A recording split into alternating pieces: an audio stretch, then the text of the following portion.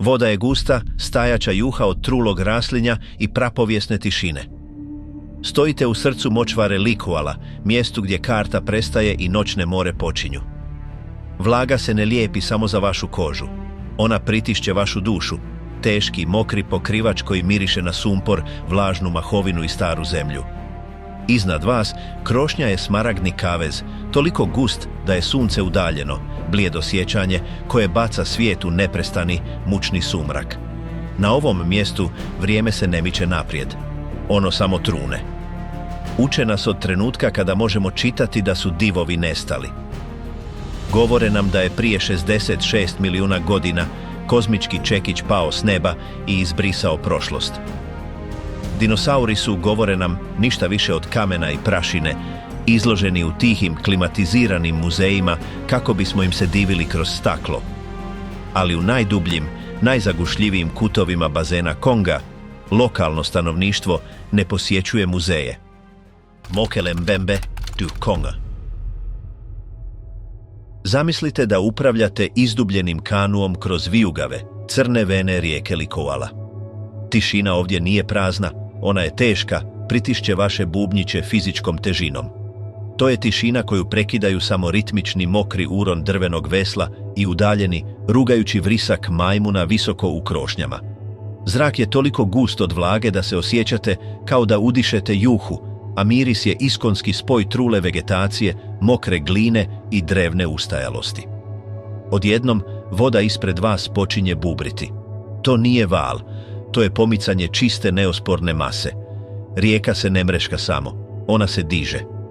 Nešto ispod površine, nešto s deplasmanom gradskog autobusa, kreće se protiv struje, gurajući tisuće galona vode u stranu čak i bez pokušaja. Lokalni vodiči se smrzavaju, njihovih očiju raširenih u specifičnom, pradavnom užasu koji nadilazi jezik. Prestaju veslati. Plutaju prema obali, šapućući jednu jedinu riječ koja nosi težinu 1000 godina straha. Ovo je Mokele Mbembe. Ime na lokalnom jeziku Lingala prevodi se poetično kao onaj koji zaustavlja tok rijeka. To je naziv koji nagovještava kolosalnu veličinu stvorenja, sugerirajući zvijer toliko veliku da njezina sama prisutnost djeluje kao živuća brana. Zapadnom znanstveniku koji sjedi u sterilnom sveučilišnom uredu, to je biološka nemogućnost, reliktni sauropod, dugovrati dinosaur koji je nekako zaobišao KT izumiranje koje je izbrisalo njegovu vrstu prije 65 milijuna godina. Ali baka i jaka plemenima pigmeja s jezera Tele i okolnih močvara, to nije fosil ili teorija. To je teritorijalna noćna mora, susjed od krvi i mesa, koji je dio njihove stvarnosti onoliko dugo koliko se pričaju njihove usmene povijesti. Da bismo istinski razumjeli strah koji ovo stvorenje ulijeva, moramo pogledati dalje od crtića i filmova i ispitati specifične duboke detalje koji se šapuću generacijama. Opisi su jezivo dosljedni, protežu se kroz 100 milja opasnog terena i desetke različitih plemena koja su povijesno imala malo ili nimalo međusobnog kontakta. Iako razdvojeni geografijom i dijalektom, svi opisuju isto čudovište. Govorimo o stvorenju koje mjeri između 25 i 35 stopa u duljinu. Iako je manje od divovskih primjeraka diplodokusa pronađenih u sjevernoameričkim muzejima, ono posjeduje gustoću tijela zbog koje šumski slon izgleda kao igračka. Njegov torzo je bačva neizmjerne snage, poduprta 4 nogama poput stupova koje ostavljaju otiske s 3 kandže u riječnoj glini. Otiske koji progone snove onih koji ih nađu. Njegova koža univerzalno se opisuje kao glatka, smeđesiva koža, bez ljuskica krokodila ili krzna sisavca. Često se uspoređuje s kožom voden konja, ali s čvrstoćom drevnog, istrošenog oklopa, ožiljka od stoljeća navigacije oštrim, potopljenim granama potopljene šume. Ali vrat je taj koji mijenja razgovor. To je značajka koja razbija paradigmu moderne zoologije. Svjedoci opisuju stup od 10 do 15 stopa čistog zmijolikog mišića koji se uzdiže iz mulja poput periskopa iz jure. Fleksibilan je i moćan, sposoban jurnuti brzinom kobre unatoč svojoj veličini. Na kraju ovog nemogućeg vrata nalazi se glava koja je mala u odnosu na tijelo, gmazovska i glatka. Mnogi izvještaji spominju jednu koštanu krijestu ili nabor koji se proteže duž stražnjeg dijela lubanje i niz vrat, detalj koji se zapanjujuće dobro podudara s paleontološkim rekonstrukcijama određenih sauropoda.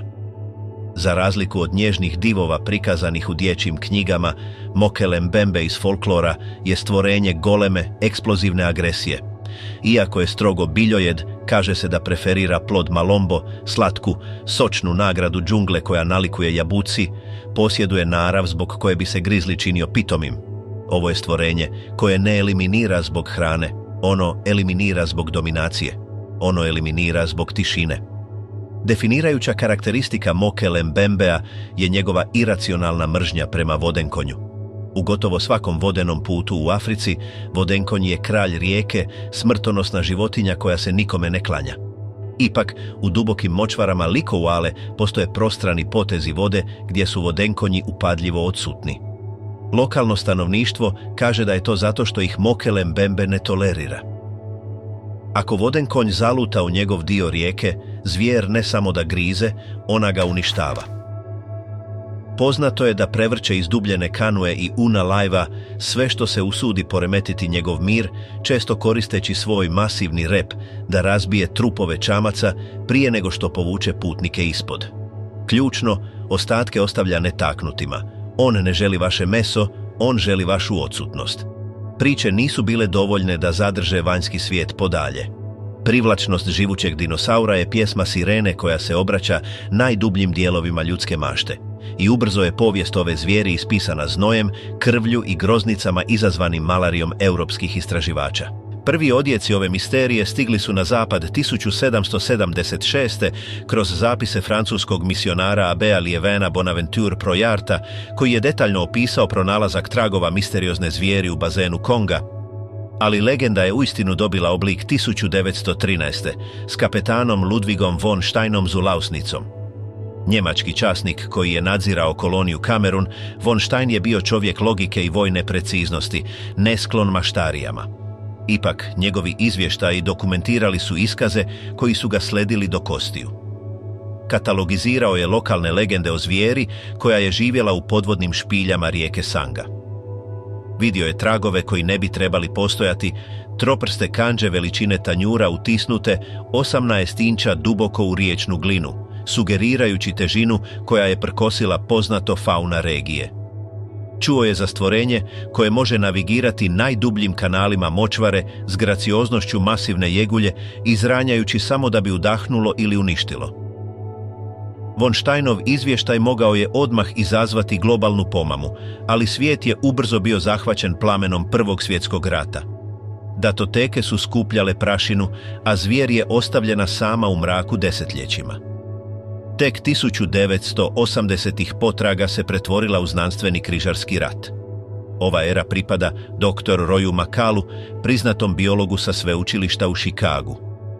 McCall nije bio marginalni teoretičar, bio je ozbiljan akademik koji je riskirao svoju reputaciju i svoj život kako bi zamijenio svoj laboratorij za močvaru. Vodio je 2 mučne ekspedicije u Likualu, boreći se protiv neumoljive vrućine, mrava vojnika i političke nestabilnosti. McCallova metodologija bila je jednostavna, ali otkrivajuća. Intervjuirao je preko 50 svjedoka u različitim selima. Nije postavljao sugestivna pitanja. Umjesto toga koristio je vizualni test. Pokazao je seljanima slike lokalnih životinja, slonova, nosoroga, krokodila, bivola.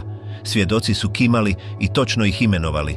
Zatim je podmetnuo divlju kartu, skicu Diplodocusa ili Apatosaurusa. Reakcija je bila instinktivna i trenutna. Nisu izgledali zbunjeno, nisu pitali što je to. Pokazali su na dugovratog dinosaura i povikali Mokele Mbembe. Dosljednost ovog prepoznavanja stup je na kojem počiva vjerovanje u stvorenje. Kako su ljudi koji nikada nisu vidjeli televiziju, nikada otvorili udžbenik i nikada napustili bazen Konga, mogli trenutno prepoznati stvorenje za koje zapadna znanost kaže da je izumrlo prije 65 milijuna godina. Iako su se mnogi vratili iz zelenog pakla Konga, s ničim osim ugriza buba i neodređenih priča, najupečatljiviji trenutak u ovoj povijesti dogodio se 1983. Marcelin Agnagna, Kongoanski biolog, školovan u Francuskoj, vodio je ekspediciju do udaljenog i gotovo nepristupačnog jezera Tele. Samo jezero je mjesto misterije, gotovo savršen oval vode usred neprohodne močvare, za koji neki geolozi vjeruju da je krater meteorita. Agnagna je stajao na blatnjavim obalama, skenirajući vodu kada se dogodilo nemoguće.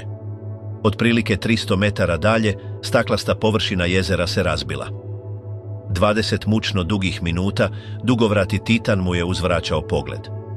Agnagna je opisao leđa životinje kao blistava i široka, izvijena iz vode.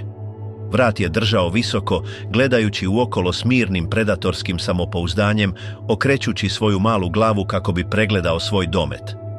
Ovo je bio sveti gral. Agnagna je imao kameru s teleobjektivom. Imao je priliku za uvijek promijeniti povijest biologije.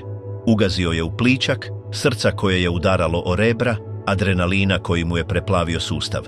Podigao je kameru. Snimao je. Ali u vlagi i čistoj zaglušujućoj panici trenutka dogodila se tragedija. U svom uzbuđenju Agnagna je zaboravio skinuti poklopac objektiva ili, kako neke priče kažu, mehanizam za film se zaglavio zbog vlage. Kada je razvio snimku, bila je to mrlja, mješavina sive i zelene koja nije dokazala ništa.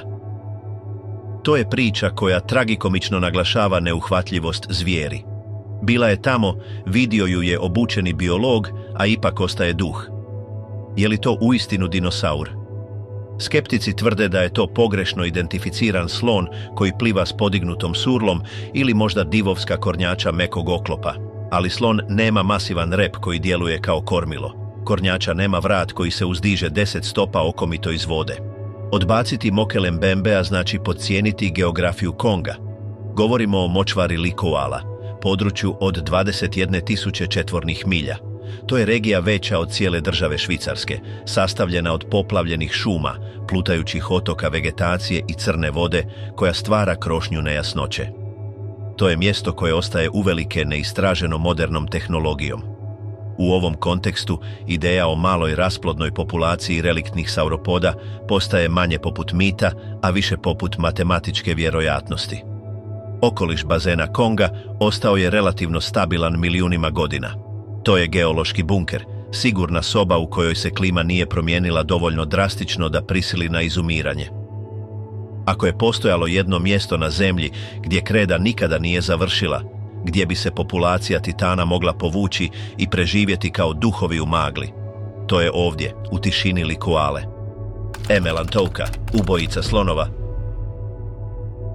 Ako je Mokele Mbembe duh vode, obrambeni div koji želi biti ostavljen na miru, onda je Emelantouka demon močvarnih područja. On je aktivni agresor, brutalna sila svijeta kriptida. U lokalnom dijalektu Lingala njegovo ime nosi zastrašujući definitivan prijevod – ubojica slonova. Razmislite o težini te izjave na trenutak. U hijerarhiji afričke džungle slon je neprikosnoveni kralj. On je 6 tona teška utvrda inteligencije i snage. Lavovi ih zaobilaze u širokom luku. Krokodili se povlače pred njihovim prskanjem. Ništa ne izaziva bika slona, osim ovoga. Sama egzistencija stvorenja nazvanog po svojoj sposobnosti da zakolje najmoćnijeg kopnenog sisavca na zemlji sugerira razinu nasilja i biološkog oružja koju je gotovo teško pojmiti. Opisi ovog živućeg tenka oslikavaju sliku stvorenja dizajniranog za rat. Zamislite biološku utvrdu, životinju koja je uzela osnovni nacrt nosoroga i poboljšala ga prapovjesnom ubojitošću. Emelantouka stoji otprilike 10 stopa visoko u ramenima, masivna, nisko postavljena elektrana. Njegovo tijelo često se uspoređuje s bivolom ili nosorogom, ali dimenzije su potpuno pogrešne za modernu faunu. Gušći je, kompaktniji i beskrajno mišićaviji. Glavna značajka, oružje koje stvorenju daje ime, jest jedan rog tvrd, poput bjelokosti koji mu strši iz njuške. Ali za razliku od zakrivljenog keratinskog roga nosoroga, koji je dizajniran za guranje i pokazivanje, rog Emelantouke opisuje se kao dug, ravan šiljak, koplje od uglačane kosti, sposobno probiti najdeblju kožu u životinjskom carstvu. Međutim, detalji koji proganjaju istraživače i odvajaju ovu zvijer od bilo koje poznate vrste nosoroga su rep i koža. Nosorog ima kratak, čupav rep, jedva primjetan. Emelantouka posjeduje dug, težak, gmazovski rep sličan onomu krokodila. Debel je u bazi i sužava se prema vrhu, a koristi se za ravnotežu i upravljanje u dubokom, izdajničkom blatu močvara. Njegova koža nije hrapava, naborana koža nosoroga. Opisuje se kao siva, bez dlaka i glatka, gotovo ogoljela. Njegovi tragovi su jednako zbunjujući, pokazujući 3 masivna prsta koji se šire kako bi poduprli njegovu težinu na mekanom riječnom dnu, što je daleko od otiska kopita bilo kojeg modernog papkara. Ovo stvorenje je gospodar poluvodenog svijeta. Dok je Mokele Mbembe stanovnik dubokih voda, Emelantouka patrolira plitkim močvarama i obalama rijeka. Dane provodi u ronjenu mutnu vodu, a njegov masivni rog povremeno probija površinu poput leđne peraje morskog psa u moru zelenih algi. On je strogo biljojed, hrani se bujnom, lisnatom vegetacijom močvare, točnije lozama malombo, no unatoč prehrani legendaran je po smrtonosnoj teritorijalnosti koja graniči s patološkom.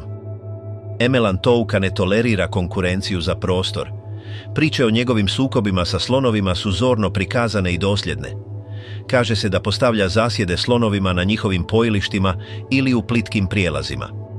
Kada slon uznemiri vodu u blizini Emelantouke, zvijer juriša. Ne zauzima poze, ne upozorava. Zabija to 3 stope dugo koplje od bjelokosti izravno u mekani potrbuh slona, kidajući prema gore ogromnom silom. Bitka je obično gotova u nekoliko sekundi. Slonu je, unatoč njegovoj veličini, izvađena utroba.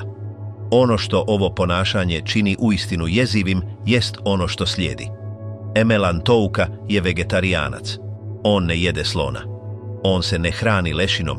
On jednostavno ostavlja trup da trune na suncu sumorno, tiho upozorenje bilo kojoj drugoj životinji koja bi mogla razmisliti o ulasku u njegov domenu.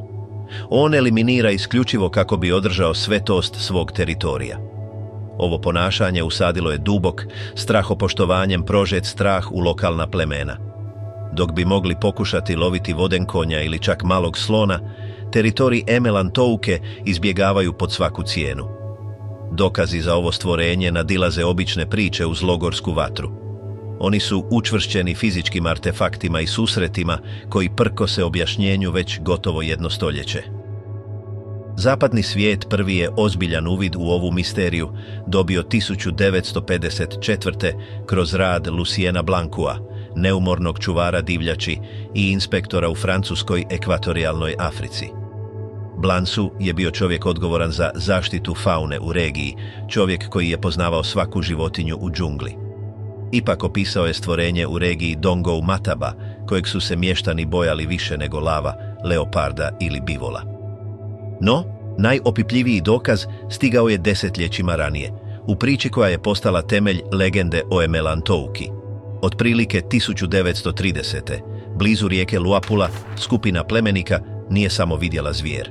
Oni su se sukobili s njom. Životinja je terorizirala njihova ribolovna područja, uništavajući njihove kanue i eliminirajući svakoga tko bi se usudio ući u plićak. Potisnuti do ruba, ratnici su organizirali lov. Bila je to duga, krvava i opasna borba, ali su na kraju, korištenjem kopalja i možda same brojčane nadmoći, uspjeli eliminirati jednu Emelantouku. Bila je to biološka nemogućnost koja je ležala mrtva u blatu. Rasjekli su životinju zbog mesa, ali su sačuvali rog. Kada je rog kasnije pokazan službenicima, prkosio je svakoj poznatoj klasifikaciji. Nije bio napravljen od stisnutih vlakana dlake koja čine rog nosoroga. Bila je to gusta, koštana struktura, šuplja blizu baze gdje se spajala s lubanjom. Bio je gladak, poput bjelokosti i nevjerojatno težak. Ova struktura ne postoji ni kod jednog živućeg sisavca u Africi. Onima koji poznaju anatomiju, izgledalo je kao da pripada glavi triceratopsa, ili točnije, monokloniusa. Kada su ovi opisi uspoređeni s fosilnim zapisima, povezanost je postala nemoguća za zanemariti. Kada je dr. Roy Makal pokazao svoje skice plemenima pigmeja tijekom svojih ekspedicija 1980-ih, rezultati su bili još šokantniji od identifikacije Mokele Mbembea. Makal im je pokazao slike nosoroga. Lokalno stanovništvo ih je identificiralo kao nosoroge. Pokazao im je slonove i voden konje. Opet, točna identifikacija. Zatim im je pokazao rekonstrukciju Centrosaurusa ili Monokloniusa, rogatih dinosaura iz razdoblja krede s jednim velikim nosnim rogom i teškim repom. Plemenici nisu oklijevali. Pokazali su ravno na skicu i rekli Emelantouka. Ova identifikacija predstavlja ogroman problem za službenu paleontologiju.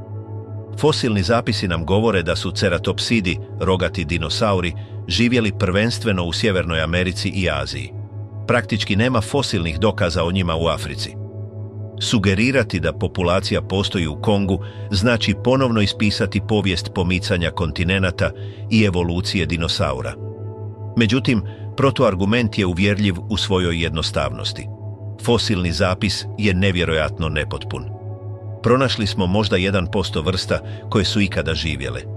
Je li nemoguće da je grana obiteljskog stabla ceratopsida migrirala u Afriku prije nego što su se kontinenti potpuno razdvojili?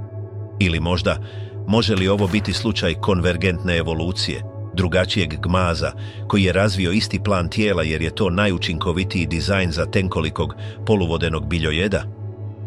Brojke su zapanjujuće. Više od 50 značajnih viđenja dokumentirano je u prošlom stoljeću. Male, izolirane populacije prijavljene su od Zambije do Kameruna. Viđenja nisu o duhovnim entitetima ili utvarama, ona su o životinjama od krvi i mesa koje dišu, jedu, bore se i ostavljaju otiske. Ako je Emelantouka stvaran, on predstavlja lozu koja je nadživjela same kontinente. On je stvorenje koje je gledalo uspon sisavaca, gledalo kako ledena doba dolaze i prolaze i ostalo nepromijenjeno u sparini Konga. On je živuća utvrda, podsjetnik da su neki biološki dizajni toliko savršeni, toliko nemilosrdno učinkoviti da se ne trebaju mijenjati 60 milijuna godina. Dok danas plovite vodama Konga, vodiči će vas i dalje upozoravati. Ako vidite da voda vrije, molite se da je to Mokele Mbembe koji bi vas mogao pustiti da prođete. Ali ako vidite jedan rog kako siječe vodu i čujete dahtanje zvijeri koja mrzi sam pogled na vas, veslajte prema obali, jer ubojica slonova ne uzima zarobljenike. Bijelu, oklopljena sablast. U udaljenom selu Bounila, smještenom na rubu poznatog svijeta, starješine govore prigušenim, strahopoštovanjem prožetim tonovima o životinji s daskama na leđima. Ime bijelu je ritmično upozorenje, lingvistički odjek koji oponaša uzburkanu vodu u kojoj zvijer prebiva. Prevodi se otprilike kao životinja s nazubljenim pločama, ali kulturni kontekst implicira nešto više. Stvorenje koje postoji u graničnom prostoru između vode i obale. Stvar koja je dijelom biologija, a dijelom arhitektura. Iskazi svjedoka opisuju stvorenje koje se gotovo nikada ne vidi u potpunosti, vrebajući tik ispod površine poput potopljene ruševine. Ovo je vrhunski vrebač. Bijelu provodi gotovo cijeli svoj život uronjen u sporo kretajuće, taninom obojene rijeke regije Likoala. Većina svjedoka nikada ne vidi glavu ili rep, vide samo kralježnicu. A kakva je to kralježnica? Iz crne vode izdiže se red nazubljenih trokutastih ploča. To nije mekana hrskavica poput peraje ribe, to je kost, prekrivena keratinskim omotačem. Često se opisuju kao prekrivene gustom zelenom algom i riječnim muljem, zbog čega izgledaju kao niz drevnih, trulih nadgrobnih spomenika koji plutaju nasuprot struji. Kada životinja izroni, obično kako bi prešla pješčani sprud ili se kretala između mrtvaja, otkriva tijelo koje je izravan izazov modernoj biologiji. To je masivni, zdepasti biljojed, dug otprilike 15 do 20 stopa. Posjeduje nisko postavljenu glavu koja lebdi tek nekoliko inča iznad blata, neprestano skenirajući specifične vodene paprati kojima se hrani. Rep mu je težak i vuče se za njim, na izgled oklopljen koštanim čvorovima ili šiljcima. Kreće se sporim, metodičnim tempom, potpuno ravnodušan prema svijetu oko sebe, oslanjajući se na svoj oklop radije nego na brzinu radi zaštite. Za paleontologa opis je nepogrešiv. On izaziva trenutnu vizualnu asocijaciju s obitelji Stegosauridae. Kultne leđne ploče, biljojedna prehrana, nisko postavljeno držanje, mala glava, sve je tu. Ali ova identifikacija stvara ogroman vremenski paradoks. Prema fosilnim zapisima, stegosauri su bili ikone razdoblja Jure. Trebali su izumrijeti milijunima godina prije KT izumiranja koje je eliminiralo T-Rexa i Triceratopsa. Naći stegosaura u Kongu nije samo pronalazak preživjelog, to je pronalazak duha, loze koja se skriva 140 milijuna godina. Ali stvar s Kongom je sljedeća, on je vremenska kapsula. Razina temperature i vlage nije se značajno promijenila eonima. Dok se ostatak svijeta smrzavao i otapao kroz ledena doba, Likuala je bila stabilno, sparno utočište. To je evolucijski bunker. Najuvjerljiviji dokaz za ovo stvorenje dolazi iz terenskog istraživanja doktora Roya Makala. Tijekom svojih ekspedicija intervjuirao je Odette Gesonget, lokalnu ženu iz sela Ebolo. Njezin iskaz bio je lišen mitoloških ukrasa koji obično prate folklor. Nije govorila o duhu, govorila je o smetnji. Opisala je da je vidjela zvijer udaljenu otprilike 30 metara. Opisala je daske na njezinim leđima s preciznošću koju nitko nije mogao uvježbati. Primijetila je da ploče nisu ujednačene, bile su veće na sredini leđa, a manje prema repu. To je anatomski detalj koji se savršeno podudara s fosilnom rekonstrukcijom vrste Stegosaurus stenops, detalj koji žena u udaljenom kongoanskom selu ne bi imala načina znati. Biološka nagađanja u vezi s bijelu su fascinantna. Ako je to stegosaur, on je značajno evoluirao. Stegosauri iz fosilnih zapisa bili su kopneni biljojedi koji su brstili na visini. Bijelu je poluvoden. To sugerira da je, kako se afrički kontinent pomicao i močvare širile, populacija ovih oklopljenih divova krenula u vodu kako bi poduprla svoju masivnu veličinu i regulirala svoju temperaturu. Ploče na njihovim leđima, za koje se nekoć mislilo da služe za pokazivanje ili obranu, djelovale bi kao savršeni rašladni tornjevi u tropskoj vrućini, odvodeći tjelesnu toplinu dok životinja ostaje potopljena. Koliko je ovih stvorenja preostalo? Viđenja su se smanjila na oko 20 ili 30 dokumentiranih slučajeva u posljednjih 40 godina. To sugerira vrstu na samom rubu svog postojanja, posljednju, treperavu svijeću iz razdoblja Jure. Tragedija je u tome što se utrkujemo s vremenom. Svaki put kada se izgradi nova drvosječka cesta u unutrašnjost ili se dio rijeke pregradi branom za hidroelektričnu energiju, mogli bismo ugasiti posljednje od oklopljenih divova prije nego što uopće dobijemo priliku potvrditi njihovo postojanje. Nguma monene, nazubljena zmija. Duboko u regiji Dongu Mataba, gdje su rijeke duboke, a struje izdajničke, postoji sjena koju čak i najagresivniji krokodili izbjegavaju pod svaku cijenu. Lokalno stanovništvo naziva je Nguma monene. Prijevod je varljivo jednostavan, veliki piton. Ali čim analizirate opise, shvaćate da je piton ogromno podcjenjivanje koje koriste ljudi pokušavajući kategorizirati čudovište koje prkosi kategorizaciji. Ova zvijer ne odgovara profilu zmije. Odgovara profilu prapovijesnog levijatana koji dominira vodenim putevima. Govorimo o titanu nalik zmiji, čija se duljina procjenjuje na između 40 i 60 stopa. Radi konteksta, najveći zabilježeni mrežasti piton u modernoj povijesti ima oko 25 stopa. Nguma monene je u potpuno drugoj težinskoj kategoriji. Njegovo tijelo je debelo poput bačve za ulje, prekriveno sivkasto smeđim ljuskama koje izgledaju kao istrošeni kamen. Ali najstrašnija značajka, ona koja ga razlikuje od bilo koje poznate zmije, jest greben. Duž cijele njegove kralježnice proteže se nazubljeno, koštano jedro. Ono stoji oko 2 stope visoko i izgleda kao oštrica noža za preživljavanje, sjekući vodu dok se zvijer kreće. Ovo je vrhunski grabežljivac. Dok je Mokele Mbembe teritorijalni biljojed koji samo želi biti ostavljen na miru, Nguma monene je lovac. Kaže se da obara vodenkonje, velike morske krave, pa čak i potpuno odrasle krokodile. Svjedoci ga opisuju kako postavlja zasjede plijenu blizu riječnih obala, stežući ga masivnim čeljustima i odvlačeći žrtvu u duboke kanale rijeke gdje se može hraniti u miru. Ključno je da je kretanje životinje pogrešno za zmiju. Zmija pliva u S-krivuljama, vijugajući s jedne strane na drugu. Izvještava se da se Nguma monene kreće pravocrtno, gurajući svoju masivnu težinu naprijed u ravnoj liniji, slično gusjenici, ali brzinom torpeda. Kada ispuže na kopno, što rijetko čini, ostavlja trag u blatu koji izgleda kao da je prošao mali traktor, široko, teško udubljenje bez bočnih tragova povlačenja. Jedan susret posebno je izveo ovo stvorenje iz carstva mita u svjetlo užasavajuće stvarnosti. 1971.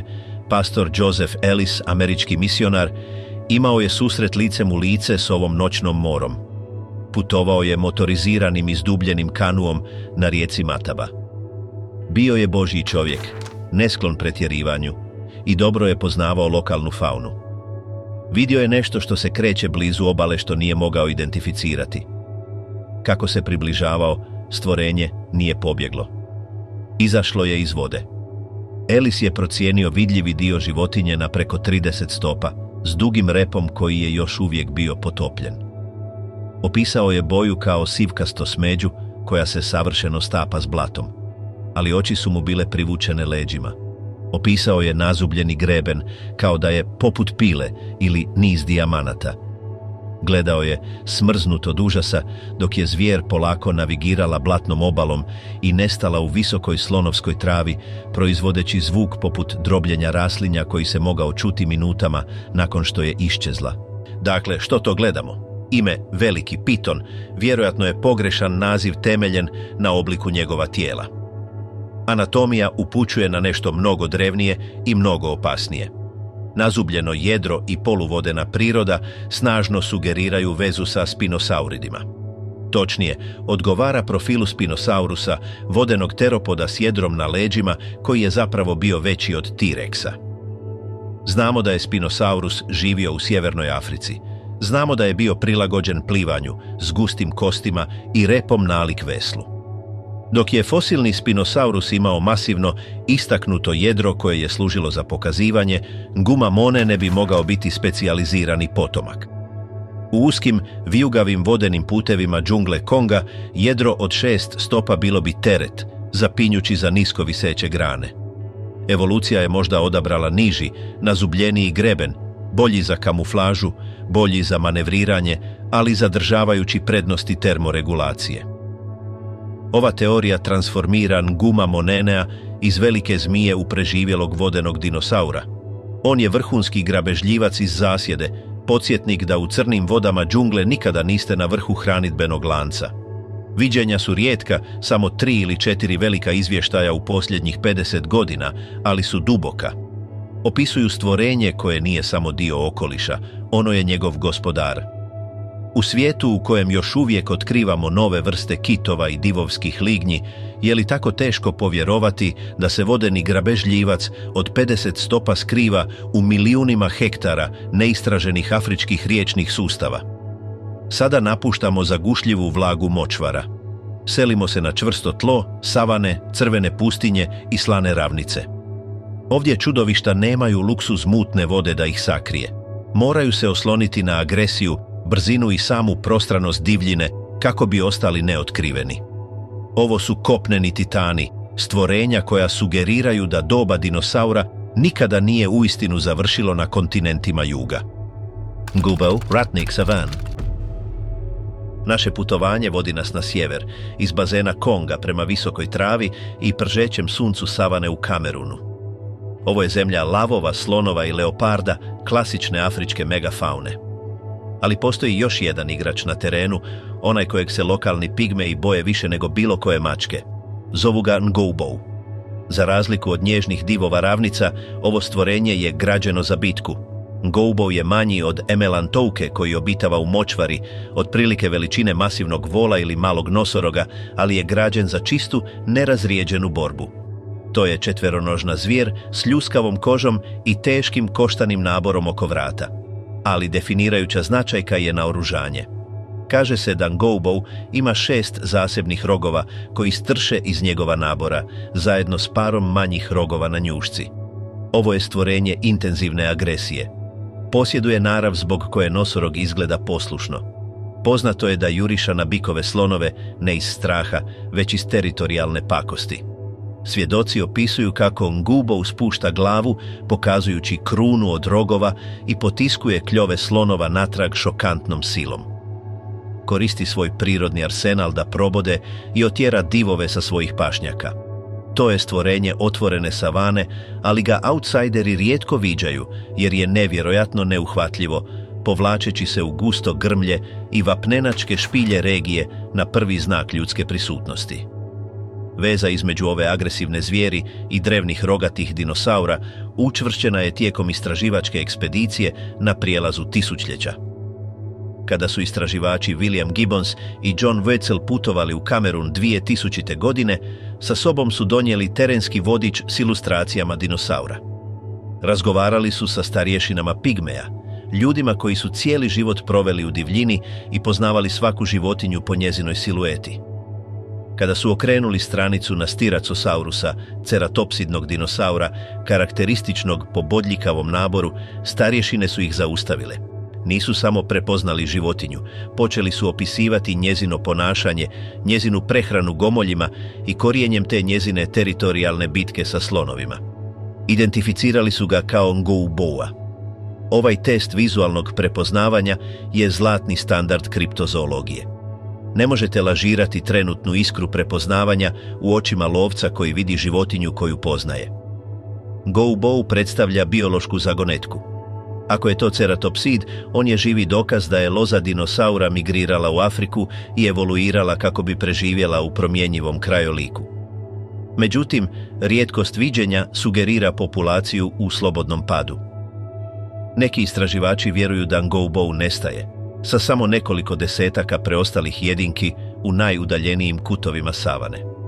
Možda svjedočimo posljednjem zalasku sunca vrste koja se bori za svoje mjesto na ovom planetu 70 milijuna godina. Kasai Rex, tirandoline. 1932. iz doline Kasai u Kongu pojavila se priča koja je zvučala kao da je istrgnuta sa stranica pustolovnog romana. Švedski vlasnik plantaže po imenu John Johnson putovao je sa slugom kroz bujno, obraslo dno doline kada su nabasali na prizor potpunog pokolja. Ono čemu su svjedočili bio je brutalan podsjetnik da bi prapovijesni hranidbeni lanac još uvijek mogao biti aktivan.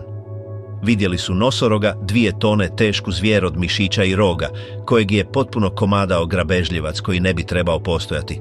Johnson je opisao dvonožnog titana, dugog otprilike 40 stopa, s masivnom četvrtastom glavom i zubima veličine bodeža.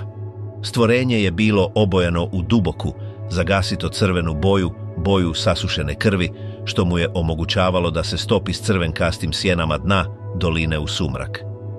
Prema izvještaju, stvorenje je završilo svoj obrok i zatim nestalo u šipražju brzinom koja je prkosila njegovoj masivnoj veličini. Sada se moramo pozabaviti najočitijim problemom – fotografijom. Zrnata slika pojavila se ubrzo nakon izvještaja, navodno prikazujući Kasai Rexa kako stoji iznad mrtvog nosoroga. Modernim očima to je očigledna prevara, vjerojatno izrezana figura postavljena na fotografiju nosoroga. Ali ovdje je nijansa koju skeptici propuštaju. Priča nije počela s fotografijom. Fotografija je bila jeftin pokušaj promotora da profitira na legendi koja je već postojala. Fotografija je lažna, legenda je stara. Stoljećima su plemena regije Kasai govorila o velikom gušteru koji hoda na stražnjim nogama. Opisuju dvonožnog mesoždera koji lovi u dubokim dolinama, stvorenje toliko moćno da ga čak i najvještiji lovci odbijaju pratiti. Zovu ga imenima koja se prevode kao onaj koji jede zemlju. Iako je Tyrannosaurus rex najpoznatiji dvonožni grabežljivac, on nikada nije živio u Africi. Međutim, afrički kontinent nekada je bio kraljevstvo Carcharodontosaurusa, guštera morskog psa. Ovaj grabežljivac bio je zapravo veći i okretniji od T-rexa. Imao je užu lubanju i nazubljene zube dizajnirane za rezanje mesa, radije nego za drobljenje kostiju. Je li moguće da je Kasai Rex relikt ove afričke loze? U dolini izoliranoj i surovoj kao što je Kasai, mjestu gdje je šuma toliko gusta, a teren toliko strm da čitava plemena ostaju bez kontakta do današnjeg dana, vrhunski grabežljivac mogao bi vladati milijunima godina bez da ikada dođe u dodir s modernom civilizacijom. Govorimo o regiji zemlje koja je zapravo biološka utvrda. Zašto se grabežljivac od 30 stopa ne bi mogao tamo sakriti? Burunjor, drevni krvnik Australije. Naša nas istraga sada vodi daleko od gustih džungli Afrike u crveno, prašnjavo srce Arnhemove zemlje u australskoj pustari. Australija je kontinent čudnih životinja, masivni otok koji se odvojio od ostatka svijeta i otplutao samostalno, postavši mjesto gdje je priroda krenula drugim putem. To je zemlja koja je čuvala tobolčare na sigurnom kada je ostatak svijeta odabrao sisavce i održala je drevne obitelji gmazova živima dugo nakon što su nestali svuda drugdje. Ali živeći među klokanima, krokodilima i koalama, postoji legenda koju aboriđinski narod dijeli više od 40.000 godina, a zove se Burunjor. Da biste uistinu razumjeli Burunjora, morate razumjeti samu zemlju, jer Arnhemova zemlja nije turistički park. To je preko 37.000 četvornih milja divljine pune stjenovitih litica, gustih šuma i širokih otvorenih prostora kroz koje je još uvijek vrlo teško proći. To je mjesto gdje se čini da vrijeme stoji, gdje drevna prošlost i današnjica zauzimaju isti vrući, prašnjavi prostor. Ovdje se priče o ovom stvorenju podudaraju sa zastrašujućim oblikom tijela dvonožnog lovca, građenog za lov. Ovo nije mit rođen iz zabune ili slučaj zamjene velikog guštera za čudovište. Ovo je iskaz svjedoka naslikan crvenom glinom na zidovima starih špilja, upozorenje koje se prenosi kroz obitelji tisućama godina. Burunjora gotovo svi opisuju na isti način kao mesoždora visokog od 20 do 25 stopa koji hoda na dvije noge. Ima malene beskorisne ruke koje se čine premalenima da bi išta zgrabile, snažne stražnje noge građene za brzo trčanje i ogromnu glavu ispunjenu oštrim zubima. Ima ljuskavu kožu, mješavinu smeđe i sive boje kako bi se stopio s grmljem, a ponekad se opisuje kao da ima liniju jednostavnog perja nalik na dlaku duž leđa ili repa. Ovaj detalj o perju je vrlo čudan, jer dolazi iz priča ispričanih tisućama godina prije nego što su znanstvenici shvatili da su mnogi dinosauri zapravo imali perje. Kako su drevni pripovjedači mogli znati dodati ovaj detalj toliko dugo prije nego što su ljudi počeli iskapati kosti dinosaura iz zemlje? 1950-ih legenda je postala zastrašujuća stvarnost za uzgajivače stoke na sjevernom teritoriju. Kako se stočarski posao gurao dalje u divlja područja, radnici su se počeli seliti u zemlje koje su stoljećima bile ostavljene na miru. Počeli su pronalaziti svoje domaće životinje, ogromne teške bikove, mrtve u grmlju. Ali nisu bili samo eliminirani, bili su rastrgani. Rančeri su pronalazili bikove s leđima puknutim na pola i tijelima djelomično pojedenim ne od čopora divljih pasa, već od nečega s ogromnom drobećom snagom čeljusti. Mjesto ovih eliminacija često nije imalo smisla. Nije bilo tragova povlačenja koji bi sugerirali napad krokodila iz rijeke, niti je bilo znaka da su to učinili ljudi. Umjesto toga, tlo oko mrtvih životinja često je pokazivalo par masivnih troprstih otisaka, stopala nalik na ptičje. Ovi tragovi, utisnuti duboko u suhu zemlju, mjerili su do 3 stope u širinu i vodili su u pustinju prije nego što bi nestali u tvrdoj stijeni litica. Lokalni tragači, ljudi koji su mogli čitati zemlju kao knjigu i vidjeti gdje se gušter pomaknuo preko stijene, često bi odbijali pratiti ove specifične tragove jer su znali što ih je napravilo. Znali su da stari momak hoda, a pratiti ga značilo je tražiti nevolju. Strah među rančerima bio je vrlo stvaran. Tijekom tog vremena stizali su brojni izvještaji o divovskom gušteru koji trči na 2 noge. Lokalni radnici vraćali bi se u stanične kuće blijedi i uplašeni, govoreći da konji vrište i odbijaju ići u određene doline. Govorili su o stvorenju koje može pretrčati galopirajućeg konja, čudovištu koje lovi danju i urliče noću. Ovo nije bila samo priča o duhovima ispričana uz logorsku vatru. Ovo je bio stvarni problem koji je uključivao izgubljene životinje i ozbiljnu prijetnju sigurnosti. Moderna viđenja sugeriraju da ovo stvorenje nije samo stara priča, već živuća životinja koja vreba na mirnim autocestama i praznim dijelovima zemlje. 1985. obitelj koja je putovala tim područjem prijavila je viđenje koje je dospjelo u vijesti i uplašilo mještane. Vozili su se blizu rijeke Roper, mjesta poznatog po tome što djeluje vrlo staro i divlje, kada su vidjeli stvorenje kako prelazi cestu na svjetlu njihovog automobila. To definitivno nije bio klokan jer je način na koji se kretao bio potpuno pogrešan. Klokan skače, koristeći svoj rep za ravnotežu u pokretu gore-dolje, ali ovo stvorenje je trčalo. Kretalo se zastrašujućom brzinom nalik na ptiću, držeći svoj ogromni rep, ravno ispružen radi ravnoteže s tijelom paralelnim s tlom i glavom prema naprijed. Stajalo je više od njihovog automobila. Dok je obitelj u strahu jurila pokraj njega, opisali su oblik koji je trenutno prepoznatljiv svakome tko je vidio sliku prapovijesnog života. Bio je to savršen opis dinosaura Mesoždora, točnije, lovca nalik raptoru koji je narastao do ogromne veličine. To nas dovodi do mjesta gdje se umjetnost susreće sa znanošću. Aboriđinske slike u tom području prikazuju stvorenja koja izgledaju gotovo točno poput vrste brzog, smrtonosnog dinosaura koji je nekoć živio u Australiji. Ove slike nisu samo oblici koji predstavljaju duhove, izgledaju kao stvarni crteži dijelova tijela. Pokazuju specifičan oblik stopala, ravnotežu repa, zakrivljenost kandži i lovačku pozu. U nekim špiljama s crtežima na stijenama, ova stvorenja su nacrtana odmah pored normalnih životinja poput valabija i emua, što sugerira da su bila dio stvarnog svijeta, a ne svijeta duhova. Umjetnici su slikali ono što su vidjeli, ono što su lovili ili ono što je lovilo njih. Neki će vam ljudi reći da je Burunjor samo priča, trik uma uzrokovan surovim krajolikom ili možda sjećanje na divovskog guštera koji je izumro davno. Oni tvrde da ljudi pretjeruju i da veliki gušter viđen kroz toplinske valove može izgledati kao čudovište, ali detalji se ne uklapaju jer je divovski gušter bio niski gmaz koji puže poput ogromne verzije komotskog zmaja. Nije trčao na dvije noge i nije lovio automobile brzinom od 40 milja na sat. Burunjor se ponaša drugačije. On je aktivni lovac koji trči na dvije noge. Također postoji fizički detalj koji su prijavili rančeri 1970-ih i 80-ih koji priče čini mnogo istinitijima. Prijavili su da čuju zvuk koji nisu mogli objasniti, nisku vibraciju koja je dolazila iz same zemlje, zvuk zbog kojeg su njihovi konji bježali u teroru prije nego što bi čudovište uopće stiglo. Ovo nije bio vrisak ili zavijanje, bio je to duboki osjećaj brujanja u prsima. Znanost to naziva infrazvuk. To je poznata sposobnost velikih modernih životinja poput tigrova i slonova, a vjerojatno i T-rexa.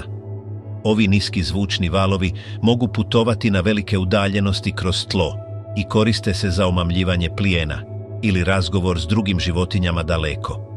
Kada tigar urliče, duboki zvuk može doslovno zamrznuti plijen od straha. Činjenica da su stočari prije 50 godina opisali ovaj specifičan osjećaj sugerira da su sreli stvorenje koje je imalo dijelove tijela za proizvodnju tog zvuka.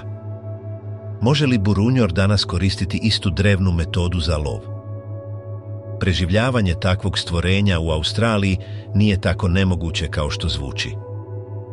Moramo se sjetiti da se za određenu vrstu prapovijesne ribe mislilo da je nestala milijunima godina dok jedna nije uhvaćena u ribarsku mrežu 1938. Burunjor živi u području s vrlo malo ljudi i ogromnim prostorima do kojih automobili ne mogu doći.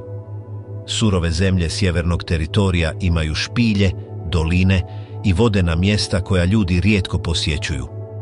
U zemlji gdje osoba može hodati 100 milja bez da vidi drugu dušu, skupina vrhunskih lovaca mogla bi se lako sakriti, osobito ako izlaze samo navečer ili rano ujutro kako bi izbjegli vruće sunce.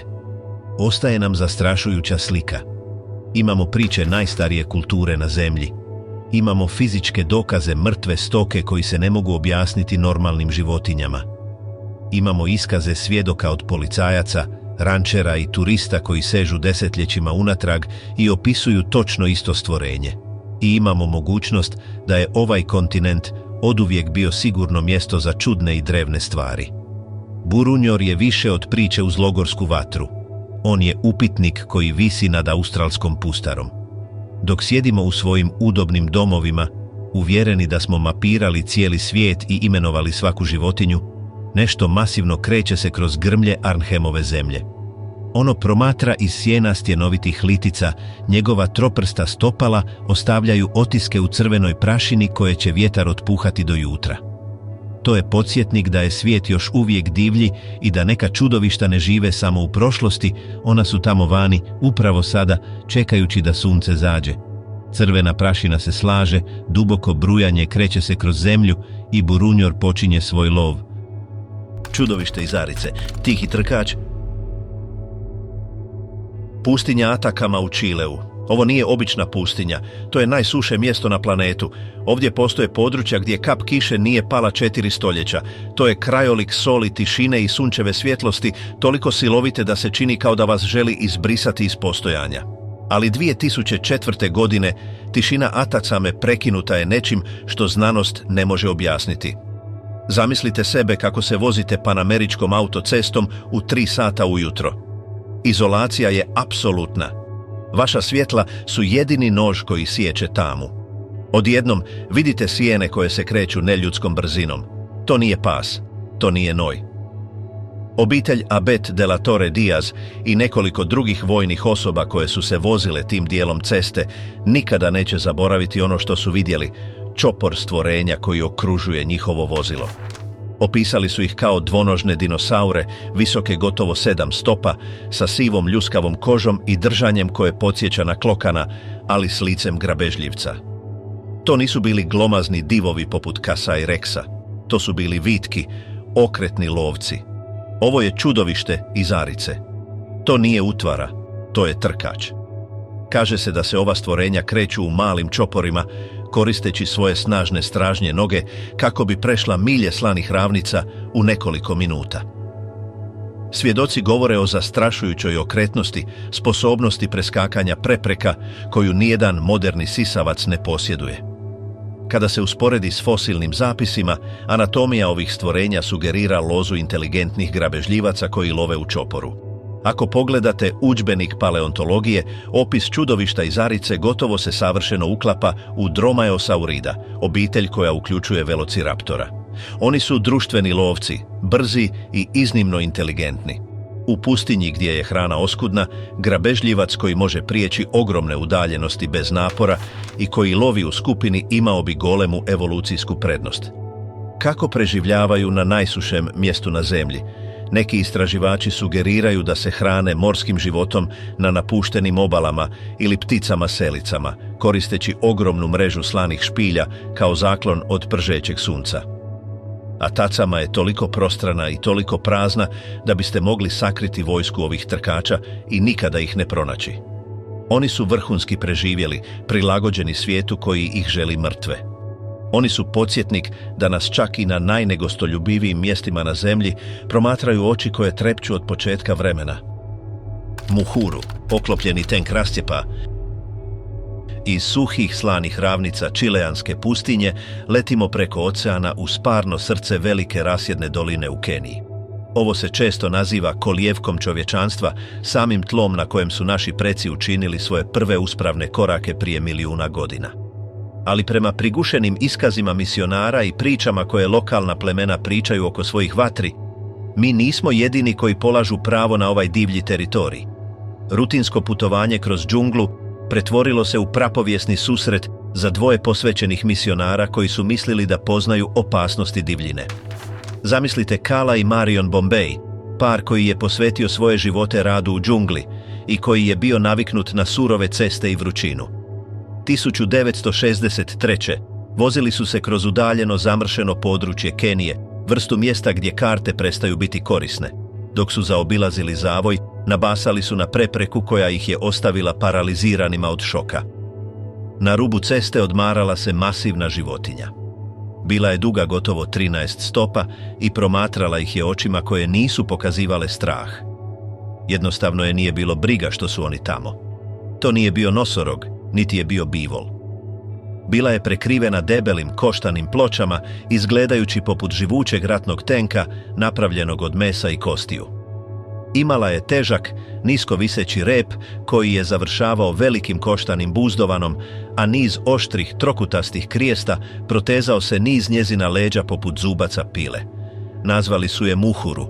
Bombajevi su promatrali stvorenje 20 minuta, prestravljeni da ispuste bilo kakav zvuk. Životinja je pokazivala apsolutno samopouzdanje u vlastitu sigurnost. znala je da joj ništa u džungli ne može nauditi. Kada se konačno umorila od ljudske prisutnosti, nije pobjegla. Polako se okrenula i nestala u gustom šipražju, lomeći mlada stabla i gnječeći grmlje kao da su ništa više od suhih grančica.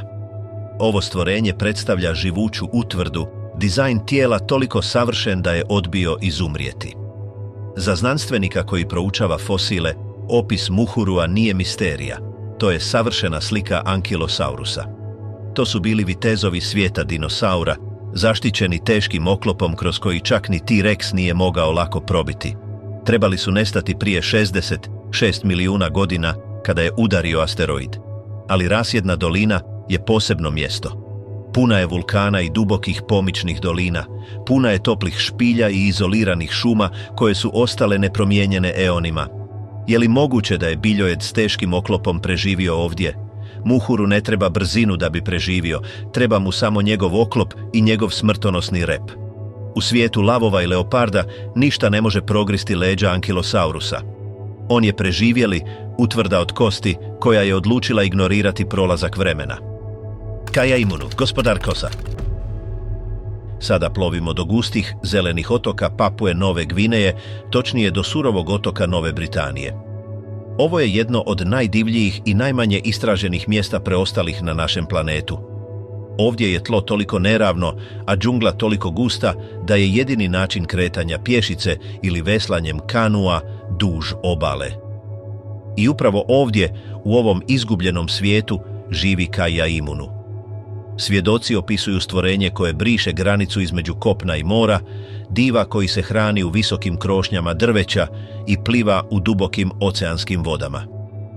Zamislite da stojite na napuštenoj plaži u izlazak sunca i vidite nešto što izgleda kao vrat žirafe kako se izdiže iz oceanskih valova.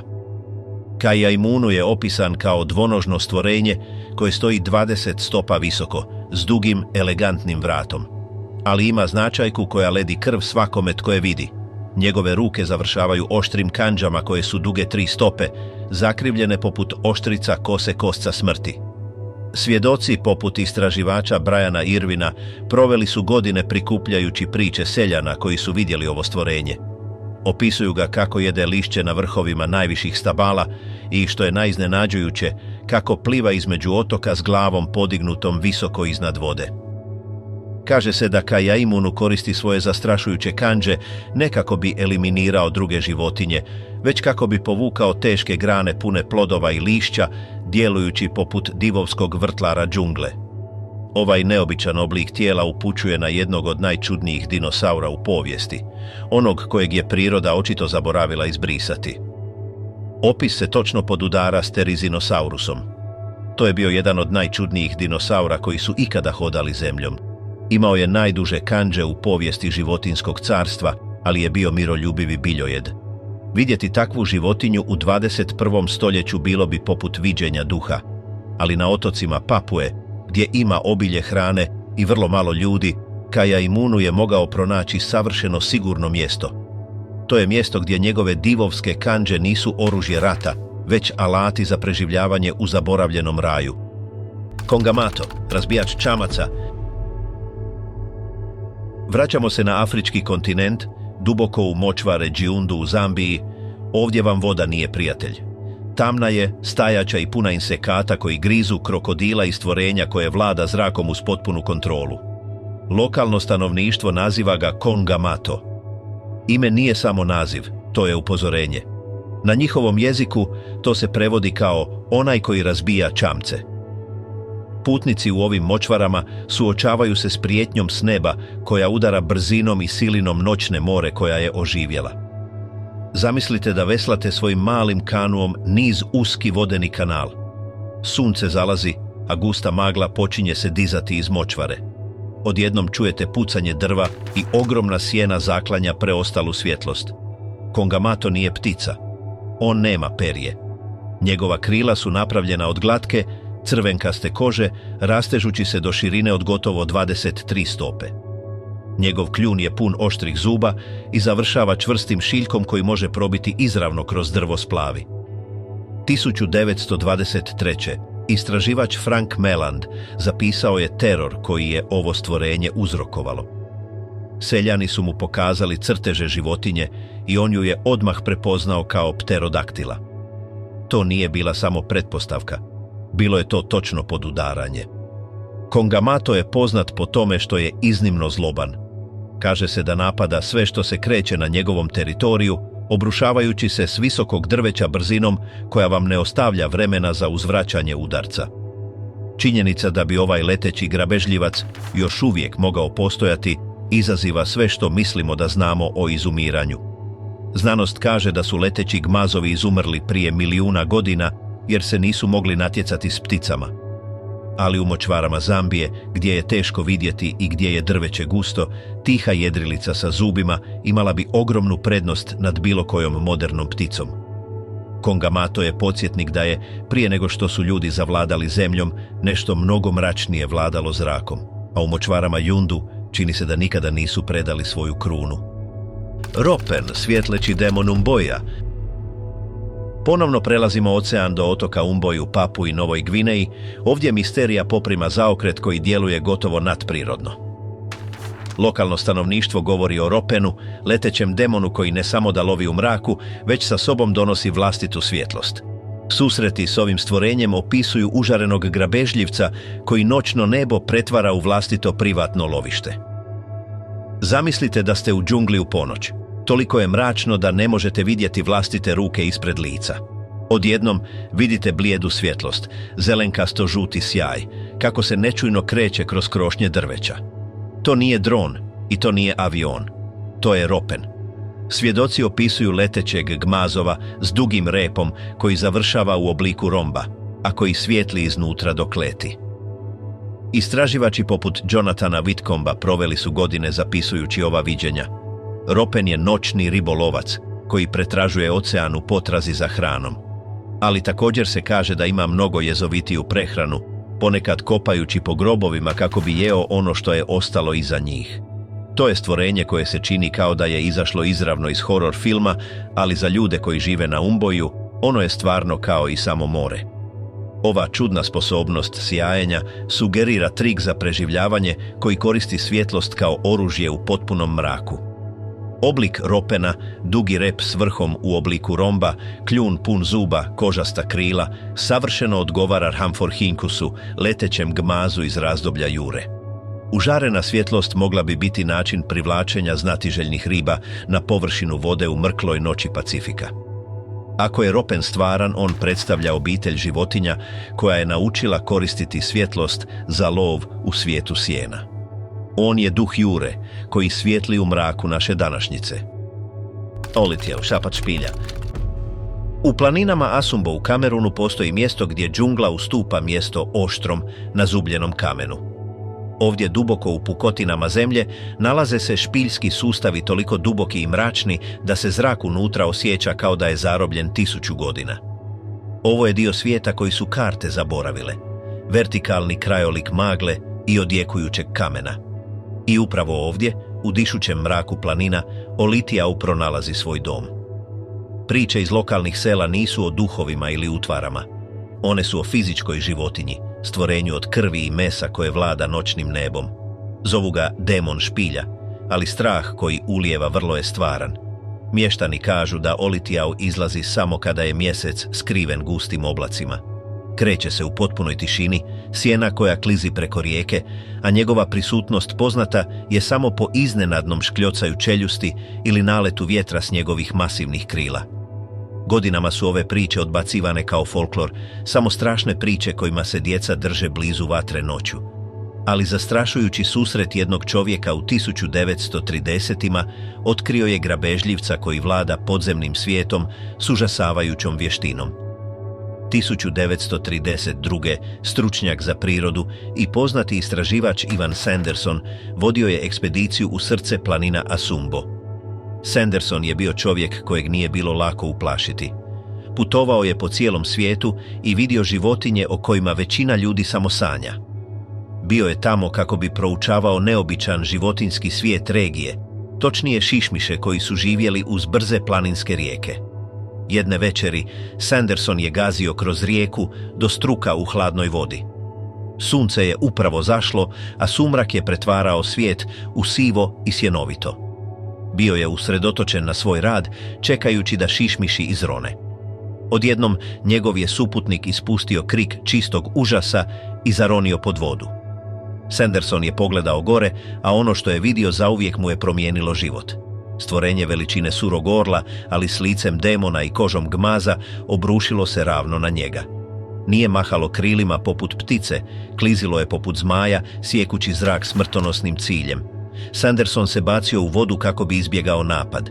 Kad je izronio, hvatajući zrak, jasno je vidio zvijer dok je skretala, uspinjući se natrag u noćno nebo. Opisao je stvorenje koje je prkosilo svakom pravilu moderne biologije. Imalo je krila koja su se protezala gotovo 13 stopa u širinu. Ali to nisu bila ptičja krila od perja. Bila su kožasta i crna, poput krila šišmiša, ali mnogo jača. Najstrašniji dio, međutim, bila su usta. Dok je stvorenje otvaralo čeljusti da vrišti, Sanderson je vidio usta puna oštrih bijelih zuba, razmaknutih poput zubaca pile. Sanderson je poznavao životinje. Znao je da šišmiši imaju male, zbijene zube za jedenje kukaca ili voća. Znao je da ptice imaju kljunove. Ovo nije bilo ni jedno ni drugo. Ovo je bila čeljust stvorena za kidanje mesa. Izgledala je kao usta stvorenja koje je trebalo izumrijeti prije milijunima godina. Kad se vratio u kamp, potresen i blijed, pitao je lokalne vodiče o čudovištu. Nisu bili iznenađeni. Svečano su kimali i rekli mu da je sreo Olitijau. Upozorili su ga da je ovo stvorenje djed šišmiša, ljubomorni čuvar koji napada svakoga tko napadne njegov teritorij. Vjerovali su da živi u najdubljim, najnepristupačnijim špiljama na samim liticama, mjestima kamo se nijedan čovjek nikada ne bi mogao popeti. Ovo stvorenje sugerira da planine čuvaju tajne starije od ljudske rase. Za razliku od svojih rođaka u močvari, poput Kongamatoa, Olitijau se čini gospodarom visokih mjesta. Koristi snažne zračne struje planina kako bi klizio miljama bez mahanja krilima, štedeći energiju. Tijekom dana povlači se u duboke, hladne špilje kako bi se sakrio od sunca i drugih grabežljivaca. Ako se skupina letećih gmazova, pterosaura, sklonila u duboke špiljske sustave Središnje Afrike, bili bi sigurni od promjenjivog vremena koje je eliminiralo dinosaure u ostatku svijeta. Špilje održavaju stalnu temperaturu tijekom cijele godine. One su savršena skloništa. Da su se ova stvorenja prilagodila jesti ribu iz planinskih rijeka ili manje šišmiše, mogla bi preživjeti u ovim kamenim utvrdama milijunima godina, potpuno odsječena od ostatka svijeta. Olitijau je čuvar planinskih tajni. On je grabežljivac koji nas podsjeća da neka vrata nikada ne bi trebalo otvarati, a neke špilje nisu prazne. One su čekaonice za prošlost, zauzete stvarima koje nas ne vide kao istraživače, već kao plijen. Nesije, enigma škotskog ponora. Ne možemo govoriti o preživjelima bez odavanja počasti najpoznatije među njima. Nesije. Da biste razumjeli čudovište, prvo morate razumjeti njezin dom. Loch Ness u škotskom visoću nije samo jezero, to je golemi ožiljak u zemlji. Dug je 23 milje, širok milju i dubok preko 750 stopa. Da bismo vam dočarali samu veličinu, Loch Ness drži više svježe vode nego sva jezera u Engleskoj i Walesu zajedno. To je masivni vodeni ponor. Voda u jezeru nije bistra i plava poput tropskog oceana. Tamna je, hladna i obojena duboko smeđom bojom tresetne mahovine koju ispiru okolna brda. Podvodna vidljivost je gotovo nula. Ako zaronite samo nekoliko stopa, ne možete vidjeti vlastitu ruku ispred lica. To je svijet potpunog mraka, mjesto gdje bi masivno stvorenje moglo proplivati tik uz vas, a vi nikada ne biste saznali da je tamo. Više od 1000 godina ljudi su šaputali o nečemu što živi u toj tami. Priče sežu u 565. godinu, kada je Sveti Kolumba navodno zapovjedio vodenoj zvijeri da se vrati u dubinu nakon što je napala plivača. Ali u modernom dobu šapat je postao povik. Nedavna pretraživanja jezera pomoću visoke tehnologije promijenila su priču iz jednostavne bajke u pravu biološku misteriju. Zaboravite mutne crno-bijele fotografije iz 1930-ih koje izgledaju kao plutajuće drvo ili vidre. 2024. i dosad u 2025. Loch Ness je vidio ogromnu količinu nove aktivnosti koju je teško ignorirati. Timovi entuzijasta i ozbiljnih lovaca koristili su podvodne mikrofone, bespilotne letjelice s toplinskim senzorima i poseban sonar koji gleda postrance kroz vodeni stupac. Rezultat? Pronašli su masivne objekte na dnu jezera koji se kreću brzinom i vještinom koju nijedna poznata riba ne posjeduje. To nisu jata lososa ili zalutali tuljani. To su veliki čvrsti oblici koji zaranjaju i skreću s namjerom. U 2025. godini već su zabilježena 4 službena viđenja dugih vratova koji se uzdižu kroz jutarnju maglu.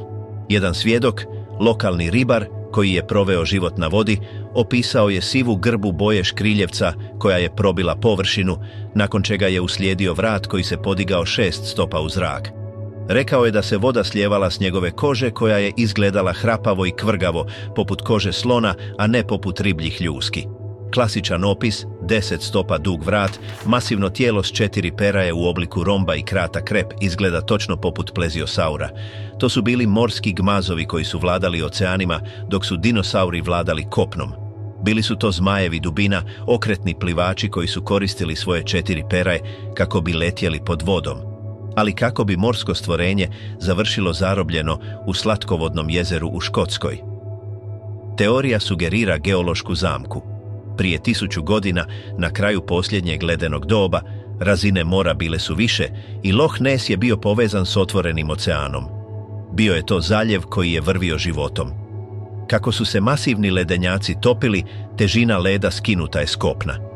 Zemlja se doslovno podigla, vraćajući se poput jastuka na kojem se predugo sjedilo. Kada se zemlja podigla, veza s morem je prekinuta. Zaljev sa slanom vodom postao je zamka. S vremenom je kiša zamijenila slanu vodu svježom. Životinje unutra imale su izbor, prilagodi se ili umri. Većina je uginula. Ali možda je jedna obitelj dugovratih lovaca uspjela preživjeti. Prilagodili su se svježoj vodi, hraneći se bogatom zalihom lososa i jegulja koje ispunjavaju jezero. Je li to obitelj pleziosaura koja se skriva u mraku? Ili je nešto drugo? Nedavni DNA testovi provedeni u jezeru pokazali su ogromnu količinu DNA jegulje. To je navelo neke znanstvenike na razmišljanje da bi Nessie mogla biti divovska, mutirana jegulja, nešto što je naraslo do monstruozne veličine jer je zaglavilo samo u jezeru. Ali isti testovi također su pronašli čudne genetske dijelove koje laboratoriji još uvijek ne mogu imenovati, DNA koji ne odgovara ničemu u bazi podataka. Nessie nije samo mit, ona je posljednji izazov za modernu znanost. Živi na mjestu koje možemo lako posjetiti, a ipak ostaje skrivena. Ona je podsjetnik da možemo mapirati površinu mjeseca i voziti rovere na Marsu, ali još uvijek ne znamo što pliva u mračnoj vodi naših vlastitih jezera. Champ, zaštićena zmija. Jezero Champlain. Ovo se jezero proteže na više od 100 milja, duboki plavi vodeni prst koji razdvaja New York od Vermonta. Ovdje živi Champ, američki rođak Nessie, ali s jednom velikom razlikom. Champ je građanin zaštićen zakonom. Legende o Champu sežu do plemena Irokeza i Abenakija koji su govorili o rogatoj zmiji koja je živjela u dubokoj vodi. Poštovali su je i bojali je se. No, u modernom dobu legenda je postala nešto mnogo opipljivije. Fotografije s kraja 20. stoljeća dale su povjerenje i dokaz legendi koja postoji stotinama godina. 1977. godine žena po imenu Sandra Mansi bila je na pikniku sa svojom obitelji uz jezero. Voda je bila mirna, dan je bio tih. Odjednom je nešto probilo površinu oko 150 stopa od obale. Sandra je zgrabila svoj fotoaparat. Nije imala vremena razmišljati ili namještati kadar. Samo je okinula sliku. Ta fotografija ostaje sveti gral u potrazi za čudovištima.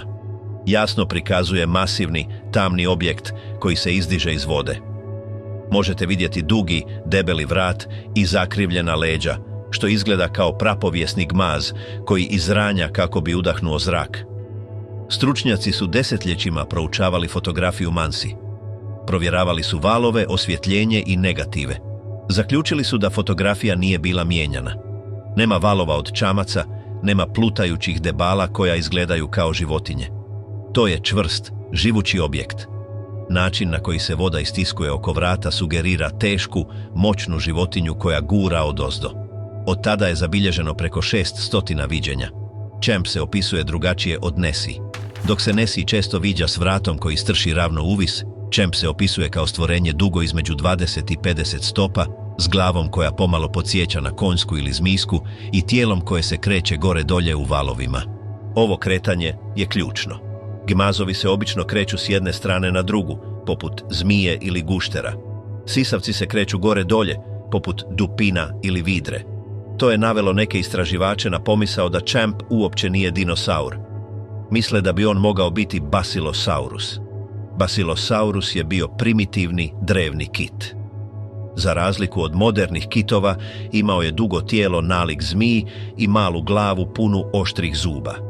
Izgledao je kao morska zmija, ali bio je sisavac koji je udisao zrak. Smatralo se da je izumro prije 30 milijuna godina. No, poput Loch Nessa, jezero Champlain nekoć je bilo dio otvorenog oceana poznatog kao More Champlain. Kada je voda postala slatka, je li obitelj ovih zmija kitova mogla ostati zarobljena i preživjeti? Najfascinantnija stvar kod Champa nije samo to što bi mogao biti stvaran, već i kako su se ljudi ponašali prema njemu. 1981. godine država Vermont učinila je nešto povijesno. Donijeli su zakon za zaštitu Champa. Rezolucija je navela da je Champ zaštićena vrsta i da bi svatko tko pokuša ozlijediti, uhvatiti ili uznemiravati stvorenje kršio zakon.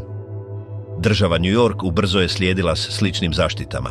Razmislite o tome na trenutak. To je jedina izumrla životinja na svijetu koja ima zakonska prava. Ako biste danas otišli na jezero Champlain i pokušali uloviti ovo čudovište, mogli biste biti uhićeni. Ovaj zakon priznaje nešto što se znanost boji reći, da se u toj vodi nalazi nešto vrijedno zaštite. Champ je preživjeli. On je znak iz drevnog svijeta koji živi tik pod našim nosovima, plivajući neposredno ispod kobilica naših ribarskih brodova. On je podsjetnik da je izumiranje ponekad samo pogreška koju činimo jer nismo dovoljno pažljivo gledali. Dokle god vode jezera Champlain ostaju duboke i hladne, zaštićena zmija nastavit će patrolirati svojim kraljevstvom, sigurna pod štitom zakona i misterije dubina.